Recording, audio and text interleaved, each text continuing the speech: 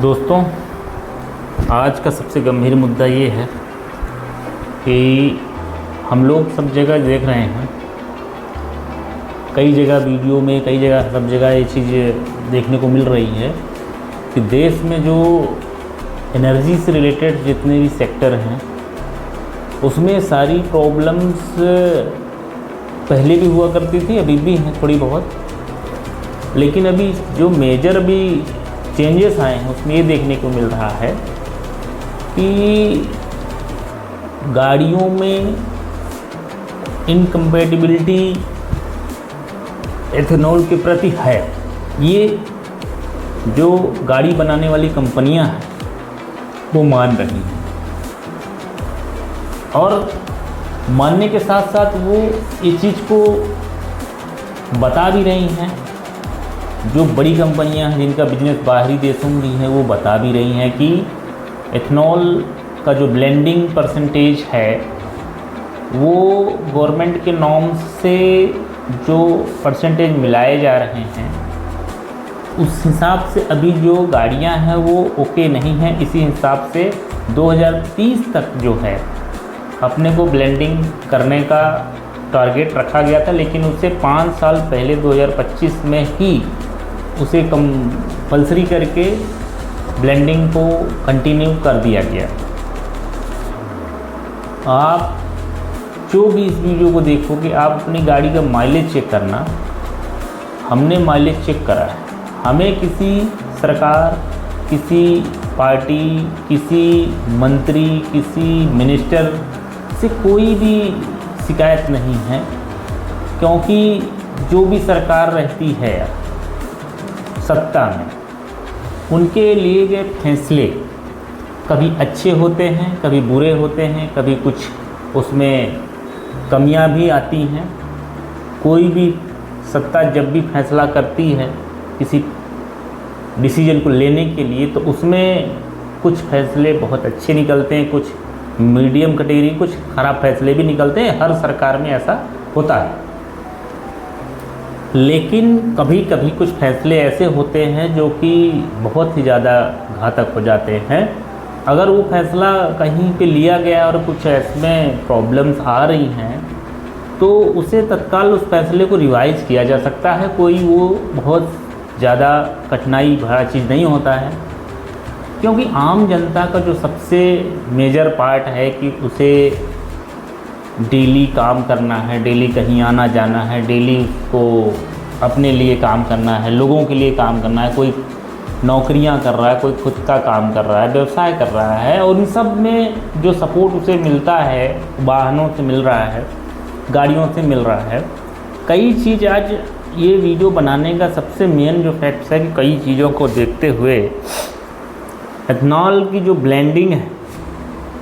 20% तक मिलाना है, ये 2030 तक था। और उसमें जो मेन था कि भाई हम सबसे ज़्यादा फोकस है कि हमारे देश का डॉलर जो है या रुपया जो है डॉलर के कंपैरिजन जो कमज़ोर हो रहा है, हमने जो एक्सपोर्ट करके डॉलर अर्न करे हैं उसे हमें फ्यूल को परचेस करने के लिए जो हमें डॉलर खर्च करना पड़ता है तो वो हमें ना खर्च करना पड़े। इस मेजर टारगेट ये था कि इसको हम एथेनॉल ब्लेंड करके चीज़ करेंगे। लेकिन एक बड़ी समस्या क्या आ रही है कि एथेनॉल वाला जो पेट्रोल है उसमें जो गाड़ियों का माइलेज कम हुआ है, वो माइलेज ऐसा है कि आज कोई गाड़ी का माइलेज 25 किलोमीटर का एवरेज गाड़ी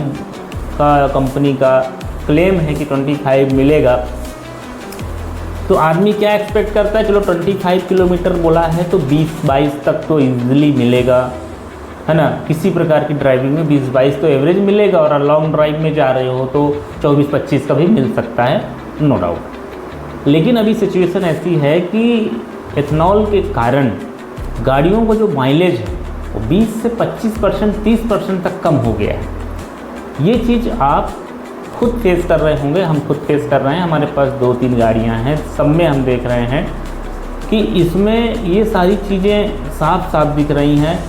और इसके लिए ऐसा है कि जिसके लिए हम पेट्रोल में एथेनॉल का ब्लेंडिंग कर रहे हैं कि हमें कॉस्ट बचेगी। लेकिन अगर हम डेली 100 किलोमीटर जाते थे और हमें 1 लीटर पेट्रोल लगता था, तो हमें 1 लीटर पेट्रोल 100 रुपये मिलता था, तो 100 रुपये के हिसाब से हमें बाहर से इंपोर्ट करना पड़ता था। तो आज अगर हम उसमें एथनॉल ब्लेंड कर दिए हैं तो उस कंडीशन हमें अब 1 लीटर के बजाय हमें उसमें जाके 1.2 लीटर 1.3 लीटर पेट्रोल खर्चा करना पड़ रहा है। यानी कि हमें जो 20% हमें एथनॉल मिला करके दिया गया पेट्रोल, उसकी कॉस्ट कहीं भी इफेक्टिवनेस नहीं डेवलप कर पा रही है डॉलर को रोकने के लिए। अगर एथनॉल ब्लेंड करने के बाद गाड़ियों का माइलेज कम नहीं होता तो उस कंडीशन में कोई दिक्कत नहीं थी। लेकिन अगर गाड़ियों का माइलेज एथनॉल को ब्लेंड करने के बाद घट रहा है तो हमें ये नहीं समझ में आ रहा है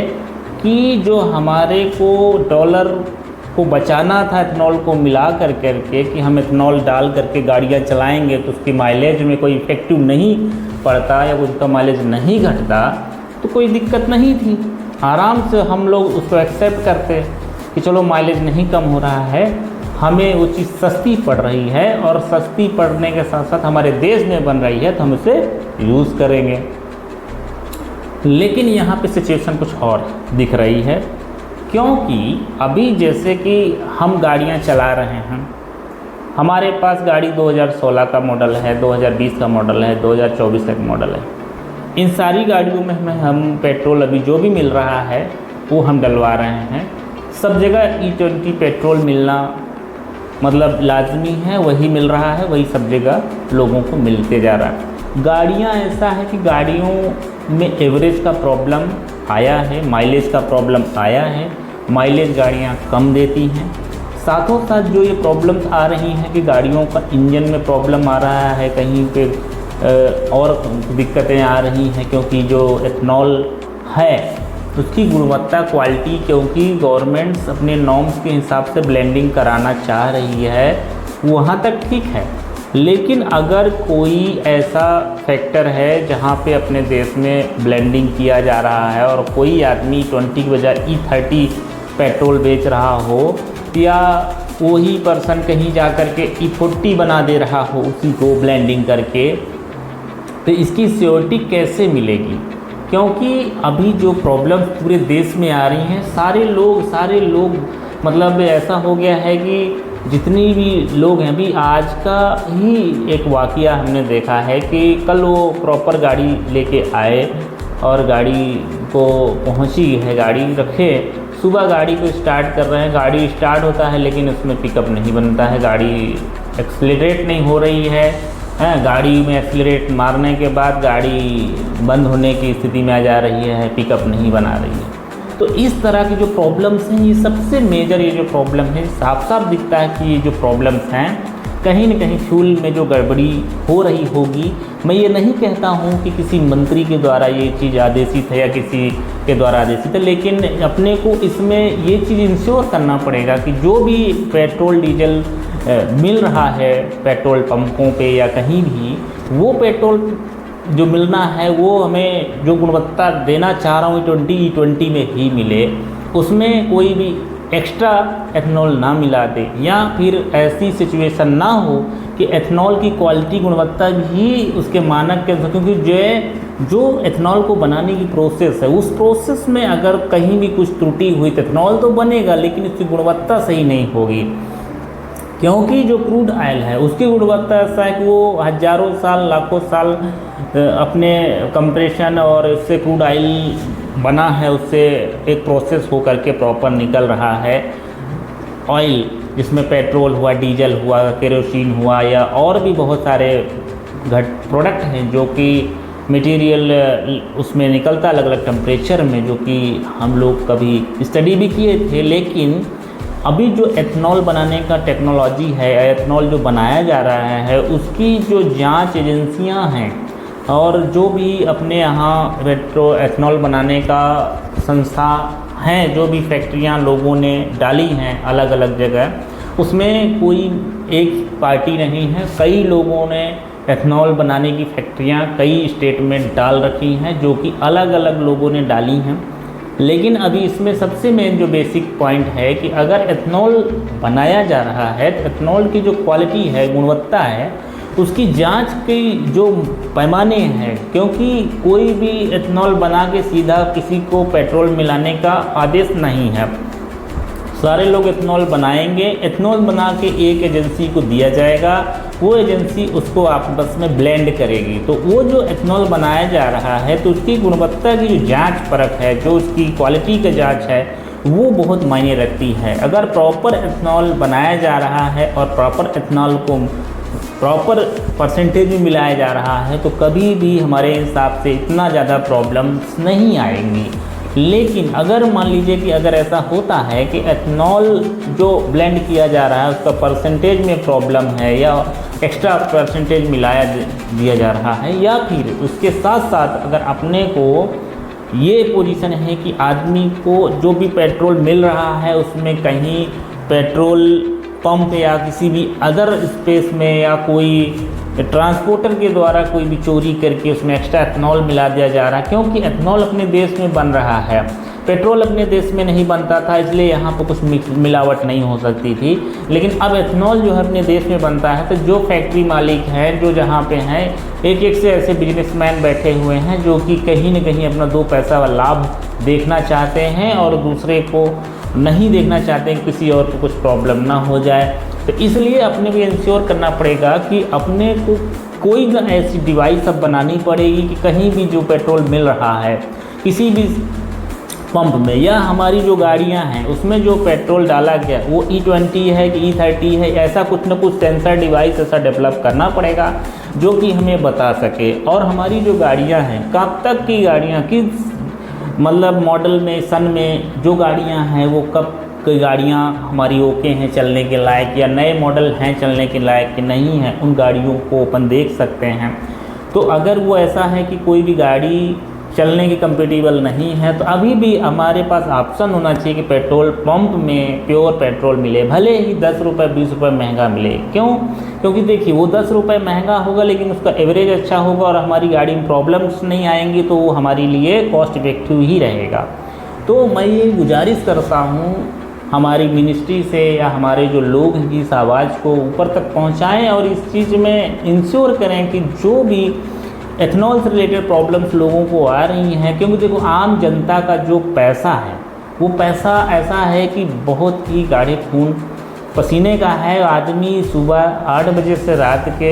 8 बजे तक जाके कहीं ना कहीं काम करता है, आता है जाता है, साइड रास्ते में अपना समय बिताता है, आने जाने में जो उसका 12 घंटे का समय होता है उतनी मेहनत करके रिटर्न आता है, उसमें से उसको 1500 का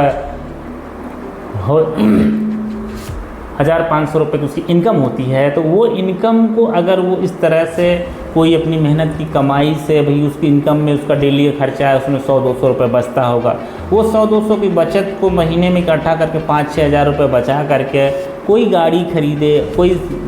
ऐसी चीज़ खरीदे जो कि उसके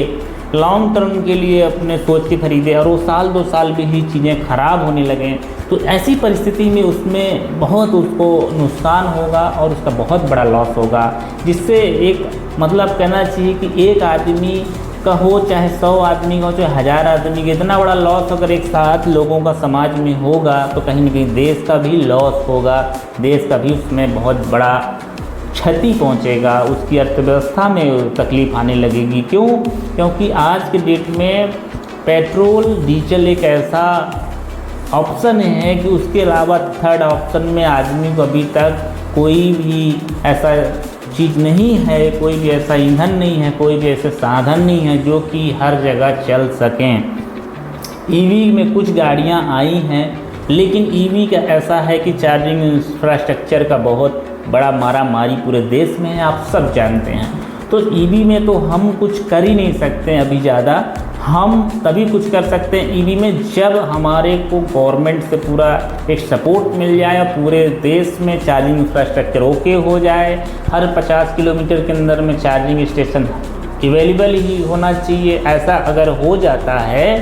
तो आदमी उस पर भरोसा करके आदमी ईवी की चाहे कार्स हों चाहे बाइक्स हों हर चीज़ आदमी लेके आगे बढ़ सकता है। प्लस चार्जिंग का जो टाइमिंग है, जो चार्जिंग गाड़ियों का चार्जिंग टाइम है, अभी बैटरी टेक्नोलॉजी में कुछ ना कुछ अभी विशेष सुधार की आवश्यकता है कि चार्जिंग में लगने वाला जो समय है, घंटों घंटों का समय है, कोई भी आदमी इमरजेंसी में कितना दूर जाना चाह रहा है, 1000 किलोमीटर किसी को जाना है, हर 200-300 किलोमीटर में जाके 1 घंटा वो बैठ के चार्जिंग अगर करने लगेगा तो उसको वहाँ पहुँचने में बहुत दिक्कत होगी। इमरजेंसी पीरियड में कोई कहीं घूमने जा रहा है, अगर उसके पास टाइम पूरा सफिशिएंट है तो वो तो ईज़िली कहीं भी रुक रुक के अपना काम चार्जिंग कर सकता है, उसमें कोई दिक्कत नहीं है। लेकिन अपने को ये विशेष कंपलसरी रूट होना चाहिए कि अगर कोई भी रूट है और वो स्टेट हाईवे है तो स्टेट हाईवे में हमें 50 किलोमीटर 40 किलोमीटर के बिटवीन में एक अपने को चार्जिंग स्टेशन होना मस्ट है। मिनिमम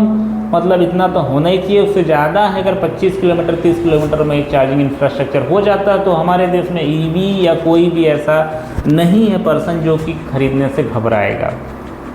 दूसरा जो ईवी गाड़ियां हैं उनकी कॉस्ट जो है वो अभी भी उस रेट पे नहीं है कि जिसमें मतलब आम जनता को इफ़ेक्टिव लगे कि नहीं ये अपन एडॉप्ट कर सकते हैं। तो इसीलिए मैं कहना चाहता हूँ कि जब आज के डेट में आज 2026 चल रहा है, इस समय तक अगर ऐसी सिचुएशन है कि हमें डीजल पेट्रोल पे ही निर्भरता रखनी है तो डीजल पेट्रोल निर्भरता होने के साथ साथ अपने को जब विदेशी क्रूड ऑयल पे निर्भरता है तो हमको अब इसके लिए एक ही चीज़ समझ में आती है कि अगर हमें एथनॉल यूज़ करना है तो हमें पहले गाड़ियों को उस तरह का बनाना पड़ेगा जिससे हमारी गाड़ियां एथनॉल से चल सकें। और अगर गाड़ियां एथनॉल से चलने लायक नहीं बनी हैं तो हमें उसमें जबरन एथनॉल नहीं डालना है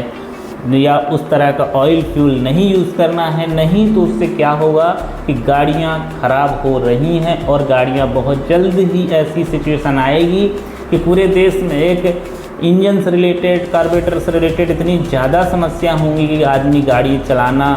ना पसंद करने लगेगा, आदमी डीजल गाड़ियों की ओर स्विच करेगा। जिस दिन डीजल गाड़ियों की ओर स्विच करेगा तो उसके लिए फिर हमें और लोड पड़ेगा, हमारे देश में और पोल्यूशन बढ़ेगा क्योंकि डीजल गाड़ियाँ ज़्यादा पोल्यूशन करती हैं।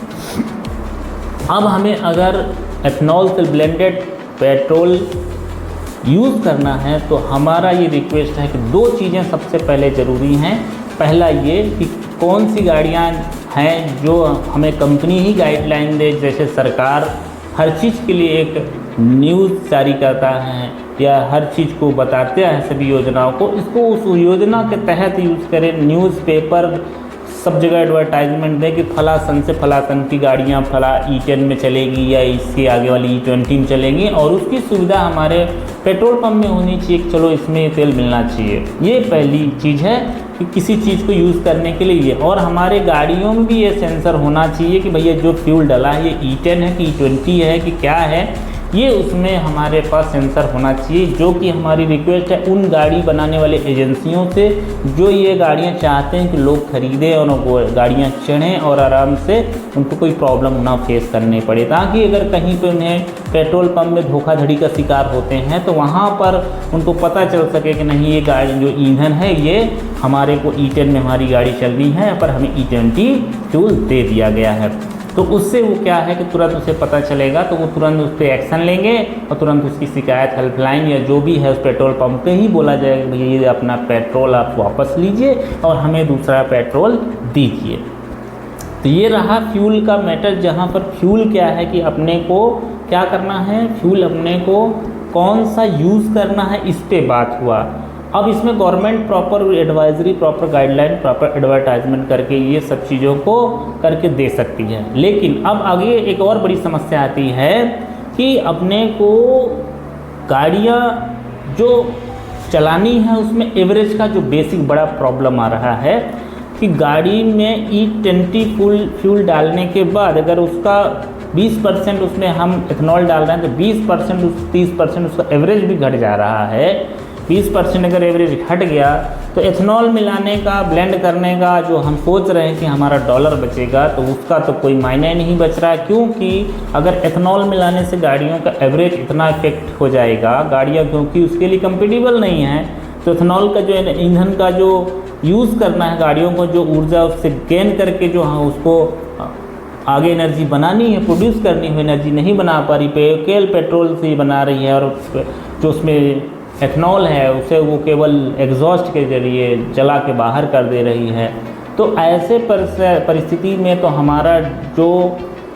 पब्लिक का पैसा है वो बर्बाद जा रहा है। वो पैसा एक्चुअल में जो हमें लग रहा था पहले भी कॉस्ट, क्योंकि अगर 100 किलोमीटर की दूरी तय करने में अगर 1 लीटर लगता था, एथनॉल मिलाने के बगैर 1.2 लीटर पेट्रोल लग रहा है, तो इसका मतलब है कि हमारा जो पेट्रोल में लगने वाला पैसा है वो बढ़ गया। जो कि 100 रुपये का तेल मिलता था 1 लीटर, वही अब 120 का डलाना पड़ेगा, हमारा 20 रुपये एक्स्ट्रा जाएगा। और देश का जो लॉस है उसमें कि हमारा जो पैसा एथनॉल मिलाने से 80 रुपये होना चाहिए था 100 से, वो पैसा 120 हो गया। और देश का पूरा जो क्रूड ऑयल पे डिपेंडेंसी थी, या पेट्रोल जो एक्सपोर्ट इंपोर्ट किया जाता है उस पर जो डिपेंडेंसी थी, वो डिपेंडेंसी कंटिन्यू रहेगी, वो डिपेंडेंसी कभी ख़त्म नहीं होगी ऐसी सिचुएशन में। तो सबसे पहला ये हमारा है रिक्वेस्ट कि सबसे पहले अपने को ऐसी गाड़ियों के इंजन बनाने पड़ेंगे जो इथेनॉल से चल सकें, या उसके ब्लेंडिंग से चल सकें, या उसमें प्रॉपर एनर्जी गेन कर सकें, ताकि हमारा जो एवरेज मार खा रहा है 25 किलोमीटर का एवरेज देने वाली गाड़ियाँ 15-16 किलोमीटर 18 किलोमीटर का एवरेज दे रही हैं। इसका मतलब है कि गाड़ियों में एथनॉल ब्लेंडेड फ्यूल के लिए कोई भी कंपेबिलिटी नहीं है, वो उससे नहीं चल सकती हैं। वो केवल फ्यूल डाल करके हम अपना पैसा जला रहे हैं, और हम ईंधन के नाम पे कि हमें E20 डाल करके हमने बहुत बड़ा अचीवमेंट हासिल किया है, वो अचीवमेंट कहीं भी नहीं दिख रहा है। तो सबसे जो बेसिक पॉइंट्स हैं इसमें कि हमें गाड़ियों में कुछ सुधार करना है, और कुछ हमारा जो मटेरियल है कि उस पर फोकस करना है कि अगर हमने एथनॉल यूज़ करना है तो उसके लिए प्रॉपर गाइडलाइन, प्रॉपर हर जगह एडवर्टाइजमेंट। क्योंकि अभी भी हमें ऐसा लगता है कि अगर कोई चीज़ हमारे देश में बन रही है तो उसमें काला बाजारी होना लगभग संभव है। मैं ये नहीं कहता हूँ कि होगी ही, लेकिन हम इतना जानते हैं कि अगर देश में इतनी पुलिस व्यवस्था है, आर्मी व्यवस्था है, सब कुछ है, फिर भी कितने अपराध, कितने सारी चीज़ें आज की डेट में भी होती रहती हैं। तो ये भी संभव है कि जो चीज़ डायरेक्ट पैसा दे सकती है तो वो चीज़ कहीं भी जा कर के कहीं भी उसमें फ्रॉड हो सकते हैं, या कुछ भी ऐसी चीज़ें हो सकती हैं जिसमें लोगों को प्रॉब्लम्स आ सकती हैं।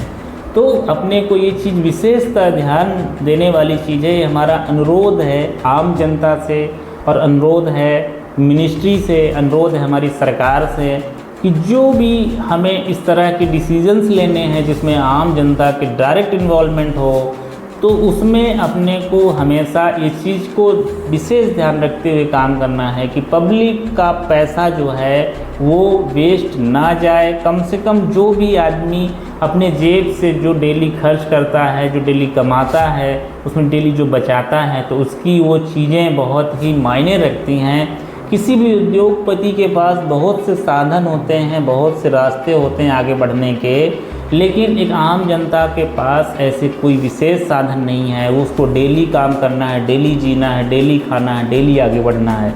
लेकिन अगर उसके डेली रूटीन से हमने नमक छीन लिया, उसके डेली रूटीन से हमने शक्कर छीन लिया, डेली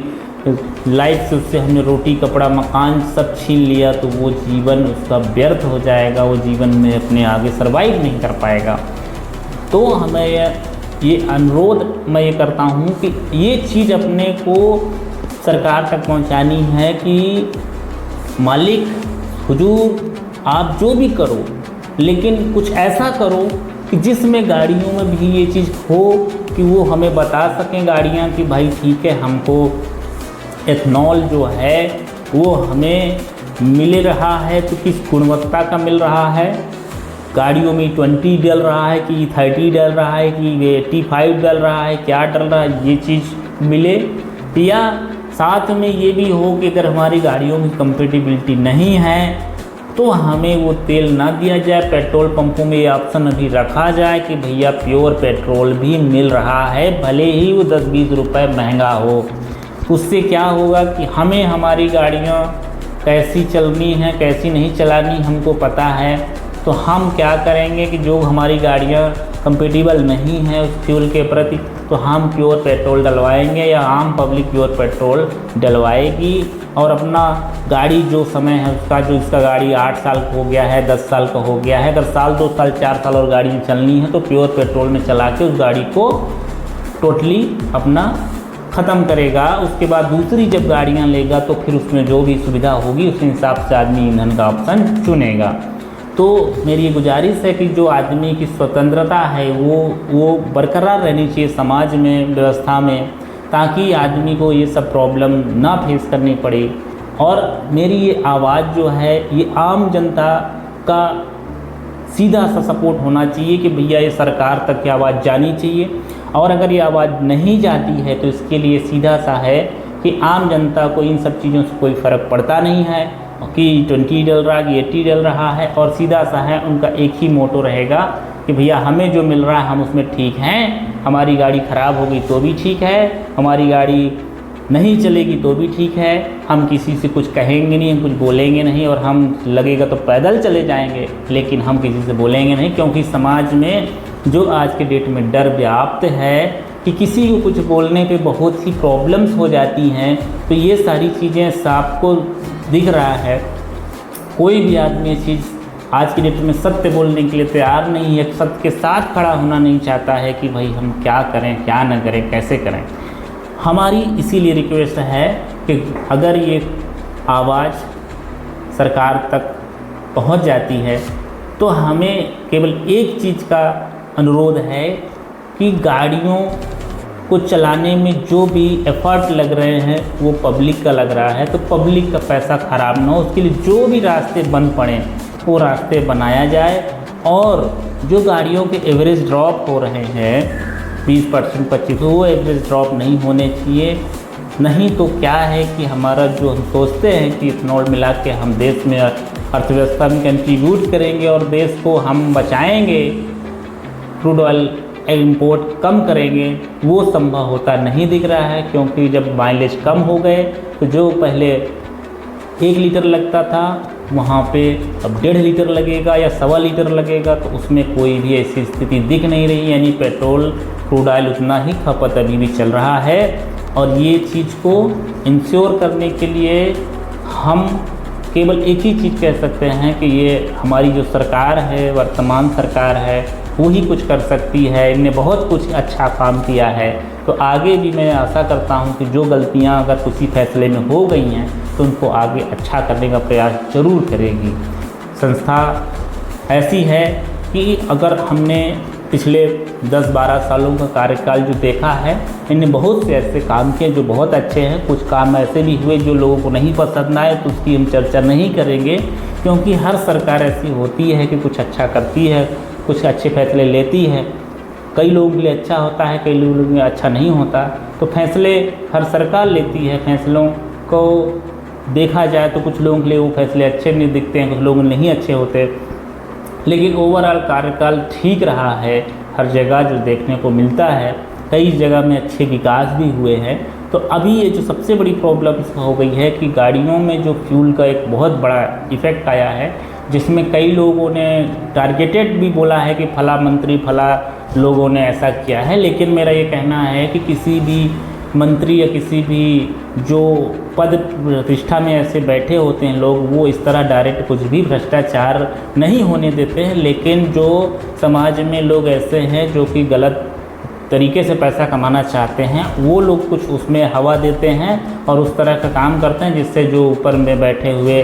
सम्मानित लोग होते हैं उनके ऊपर आवाज़ आती है। तो इसलिए मेरा अनुरोध है कि अगर सच में हमें पब्लिक को देखना है, पब्लिक को समझाना है, तो हमें कुछ ऐसी चीज़ें करनी पड़ेंगी जिससे हमारा देश का नागरिक का पैसा बर्बाद ना हो और हमारा नागरिक स्वस्थ मस्त और आगे बढ़े और देश के विकास में हमेशा सहयोग करे। जय हिंद, जय भारत।